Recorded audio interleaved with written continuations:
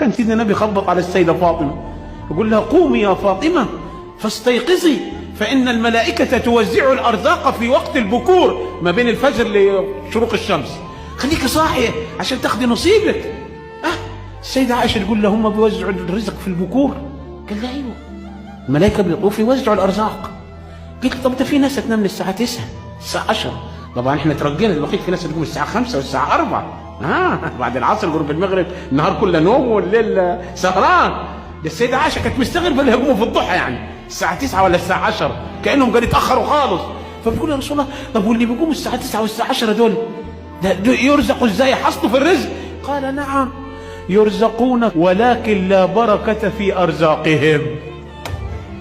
تمسك انت ال 100 جنيه تبيع علبة كبريت تلاقيها بشنش، تدخل السوق ب 500 جنيه تلاقيها ما هي دي قلة البركة، مش في واحد، ده في شعب، ده في بلدة بالكامل.